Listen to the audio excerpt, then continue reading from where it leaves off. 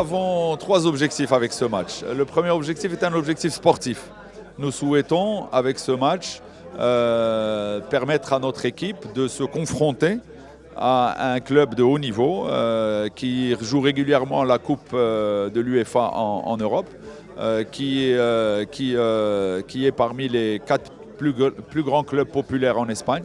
Et donc, ce challenge sportif est important.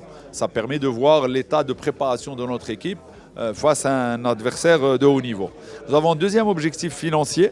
Nous souhaitons faire de ce match une source de profit et donc de gagner un peu d'argent grâce à ce match. Et puis un troisième objectif en termes d'image et de marketing, une équipe ou un club de la qualité du Raja est un club qui doit créer l'événement. Non seulement participer aux grands événements internationaux quand nous sommes qualifiés à ces événements, mais également être à l'origine et initier des grands événements. En termes d'image, c'est important. En termes de marketing, c'est important. Voici les trois objectifs fixés pour ce match-là. Oui, le Betis, c'est un club vraiment populaire en Espagne. Nous sommes presque en tout le numéro, le 4e club. Le numéro des abonnés, la capacité des stades, réseaux sociaux, audience télévision. Alors, c'est vraiment un club populaire, pas seulement de Séville, mais de tout le pays. Nous avons 450 supporters clubs dans tout le monde. Alors, nous disons que sont comme une religion. Le sentiment familial de passion que nous avons pour le Betis, c'est difficile de trouver dans l'Espagne. Et les Rajas, je connais bien sûr, nous partageons les mêmes valeurs. C'est un club qui aime travailler avec les jeunes, c'est un club qui aime de jouer bien avec Laval, et c'est un club très populaire. Quelqu'un qui voit les matchs des Rajas à la télé, c'est pas normal. C'est l'ambiance, la fête, le stade plein. C'est ça que nous cherchons.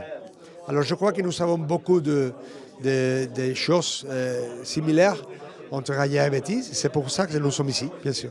Ouais, déjà, ma priorité, c'était de garder nos meilleurs éléments. Ça, c'est le meilleur des recrutements.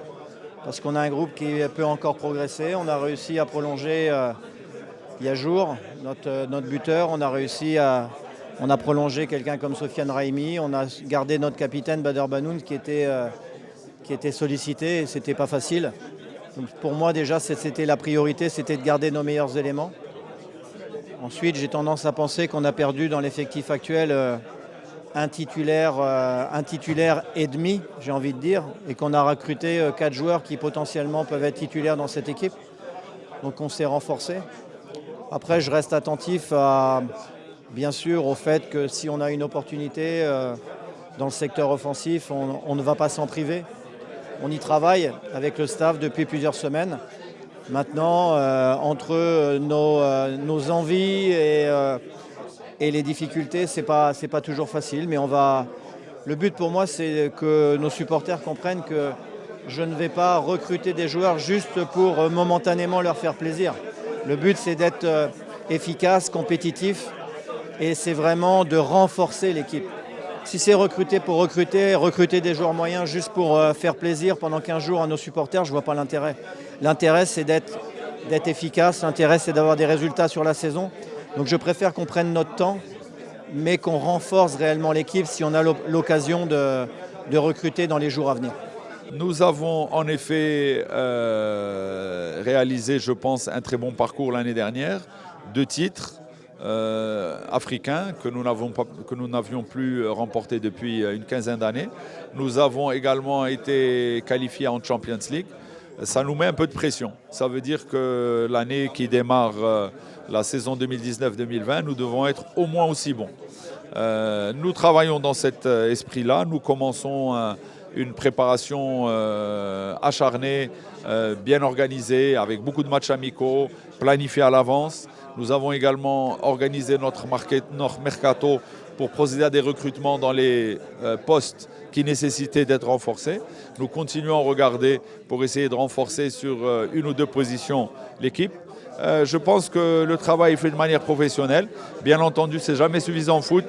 Il faut non seulement bien travailler, mais avoir un peu de chance. Et j'espère qu'on aura cette chance de faire un bon parcours sur les différents tableaux. Je mettrai sur un pied d'égalité Botola Champions League, à titre personnel.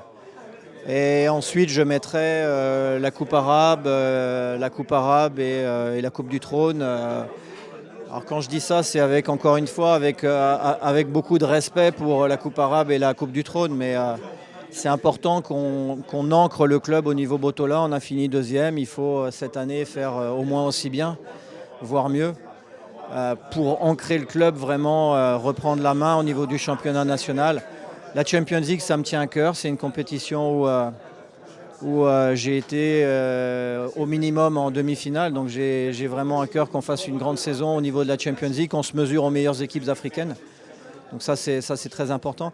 Pourquoi je suis plus mesuré sur la Coupe arabe? Parce que très honnêtement, ça va dépendre du tirage au sort. On doit rivaliser avec des clubs saoudiens qui sont multimilliardaires, qui ont 7 étrangers dans les équipes. En fonction du tirage au sort, je ne peux rien promettre parce que là, encore une fois, autant sur l'Afrique, il y a des choses où on peut rivaliser, où on peut prétendre et avoir des objectifs. Autant sur la Coupe arabe, il y a des impondérables et des choses qu'on ne maîtrise pas.